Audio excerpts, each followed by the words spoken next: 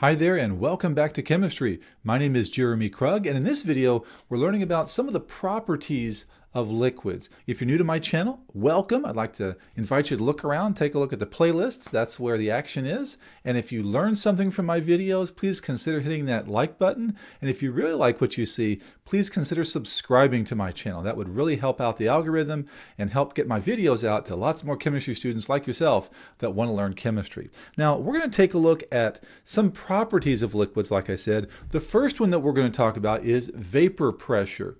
And vapor pressure is kind of a simple concept. If you've ever had an enclosed bottle of liquid, maybe you've noticed that under certain conditions, that bottle of liquid can start to build up a little bit of pressure, especially if that liquid gets heated up a little bit. And so it's to the point where if you open the bottle, you actually hear a release of pressure, like a psst, kind of that type of a sound. Well, this is basically what vapor pressure is. If you have an enclosed liquid, some of that liquid is going to evaporate. And as that liquid evaporates, well, it builds up a pressure inside that closed container.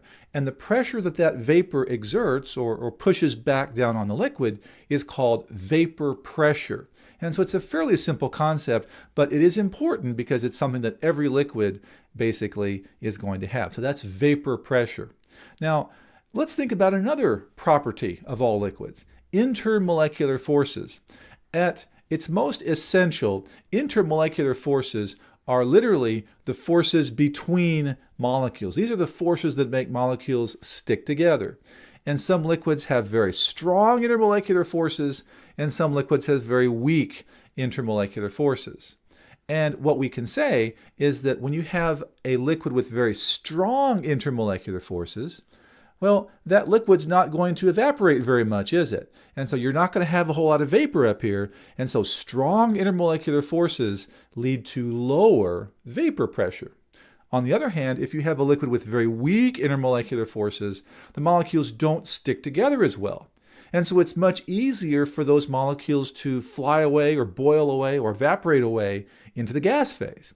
And so that means that the weaker the intermolecular forces in the liquid, the higher the vapor pressure is going to be. Now, let's add another concept to this. This is the vocabulary word volatile. Perhaps you've heard the word volatility or something like that. Basically, in this context, the word volatile just refers to a liquid that has a relatively high vapor pressure at ordinary room temperatures. And so, generally speaking, if something has weaker intermolecular forces, we're going to say it's a more volatile liquid. And likewise, if a liquid has stronger intermolecular forces, it's a less volatile liquid. Now, one other property that we want to talk about is boiling point. Now, we know that if we have a liquid and we raise the temperature of that liquid, it's going to cause that liquid to evaporate more, isn't it? So as you raise the temperature of a liquid, its vapor pressure is going to increase because you have more evaporation taking place. Well, as you keep raising the temperature, then the vapor pressure also rises. Well, there's a point where you raise the temperature high enough, the vapor pressure is actually so high that it's equal to the pressure of the surrounding atmosphere. Now, that temperature is called the boiling point. So see this definition here. The boiling point is basically the temperature at which the vapor pressure of a liquid equals the surrounding atmospheric pressure. So that's how we know that a substance gets to the boiling point. So if this is a little bit confusing for you, we're going to clear this up here in a moment whenever we look at this graphically. So as we think about vapor pressure. Here on this diagram, I have vapor pressure for 4 liquids plotted. Looks like we have propanone, we have ethanol, we have water, and we have ethanoic acid. So let's see if we can answer some questions about this graph. The first question says, what is the vapor pressure of propanone at 45 degrees Celsius? So essentially, we just have to read the graph. So we have to find the graph for propanone, which is right here. It's the first graph on the diagram, and 45 degrees Celsius is right here. So we just take that 45 degrees Celsius and hit the propanone line here, and we can go across, And we can see that we're talking about a vapor pressure of about 70 kilopascals. So some of these questions are just straight up reading the graph. How about this one? What is the vapor pressure of water at 55 degrees Celsius? Well, same idea. We just find the graph for water, which is this third curve here, and we find 55 degrees Celsius, so that's right here it seems, and we just bump up there to water, and we can see that we're looking at a vapor pressure of about 15 kilopascals. It's about halfway between 10 and 20, so we'll say about 15 kilopascals. Now, how about this one? What is the boiling point of water on top of a mountain where the air pressure is 70 kilopascals? Now, think about this. If we can change the pressure, we can change the boiling point, can't we? Because the boiling point is just the temperature at which the vapor pressure of the liquid equals the surrounding pressure. If you lower the surrounding pressure, you lower the boiling point. So if we find 70 kilopascals, so that's right around here on our graph here, and we just bump over to the graph for water, we can see that we're looking at a temperature of somewhere around 90 degrees, perhaps just a touch above 90. So we'll say about maybe 91 degrees Celsius there. Now that's interesting because if we lower the pressure some more, then we lower the boiling point some more. So if you go on top of Mount Everest, water boils at a temperature of around 60 degrees Celsius. So if we take a look at that temperature here, 60 degrees Celsius, and go up to water here, we can actually see what the pressure is on top of Mount Everest. We can see that the pressure is very low. That's why it's very difficult to breathe on top of Mount Everest, because the pressure is just so low and there's not as much oxygen to breathe. Now, what about this question? Let's take this a step further. What is the boiling point of ethanol at normal atmospheric pressure? Now, we have a little dotted line here that represents normal atmospheric pressure, 101.3 kilopascals. So we just take that line and match it up to ethanol. And it looks like if we drop down to the temperature scale here, it looks like it's just a little bit below 80, perhaps around 78 degrees Celsius. So that's the boiling point of ethanol at normal atmospheric pressure. Now, what would happen if we were to raise the pressure? Well, if you raise the pressure, you raise the boiling point as well, don't you? This is the concept behind a pressure cooker. If you take water or oil or something like that and you raise the pressure inside a pressure cooker, well, you raise the boiling point. And so you can get liquid water or liquid oil at a much higher temperature than you would normally have it. And so you're able to cook food faster in a pressure cooker or an Instant Pot or something like that. Now, let's take a look at this question. Which of these four liquids has the strongest intermolecular forces? Now, this is a tough question. You might remember from earlier, we said that in order for something to have strong intermolecular forces, it's going to have a low vapor pressure as well. So basically, we just have to pick any temperatures we want here and find which of these substances has the lowest vapor pressure. So if we pick, 25 or 30 degrees Celsius, we can see that the lowest vapor pressure is ethanoic acid. So that tells us that ethanoic acid has the strongest intermolecular forces.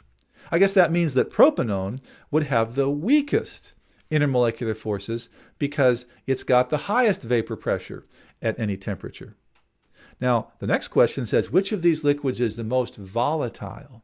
Well, like we said earlier, volatile means it has the highest vapor pressure at typical room temperatures. Well, if we pick 25, 30 degrees Celsius, we can see that propanone has the highest vapor pressure at pretty much any temperature. So we can say that propanone is the most volatile of these four liquids. So this is how you read and interpret a vapor pressure diagram, especially one that has multiple substances, multiple liquids plotted on it like we have right here. Now, one little detail that I want to go over here as we conclude this video is the concept of vapor equilibrium. Now, vapor equilibrium is the state achieved when the rates of vaporization and condensation are equal.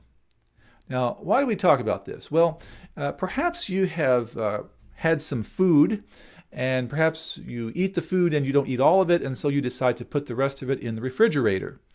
And you probably know that when you put food in the refrigerator, like leftovers, you should probably put a lid on the top of it. Now, why do you do that? Well, you put a lid on the top of that food so that the food does not dry out. So if you don't put the lid on the spaghetti, for example, you're going to have evaporation, evaporation, evaporation. You're not really going to have any condensation to speak of, and that spaghetti is going to dry out and become crusty and disgusting, and no one's going to want to eat it. So you put a lid on that spaghetti so you have evaporation, but you also have condensation. Evaporation, condensation. And when you achieve vapor equilibrium, you're going to see that there are some droplets of moisture underneath the lid. So perhaps you've taken a container of food, you take the lid off, and you notice that there's some moisture underneath that lid, isn't there? And whenever you see moisture underneath the lid of a food container, you know that that container has reached vapor equilibrium. So for example, something like this. This is probably not the best picture. Looks kind of gross, I think, but we can see the droplets of water underneath the lid of that container. So that tells me that this container has reached vapor equilibrium. Maybe you've seen that with a water bottle, especially if you keep a water bottle. Maybe you forget to take it out of the car and you leave the water bottle in the vehicle overnight, especially if it's a plastic water bottle. The next morning you can see these water droplets, moisture, that have condensed inside the water bottle. Well, that means the water bottle has achieved vapor equilibrium. Now, let's sum this up. What do intermolecular forces have to do with other properties of liquids? Well, we can say that if a liquid or a substance has strong intermolecular forces, that means the molecules stick together very well, we're going to have low vapor pressure because it's not going to evaporate very much.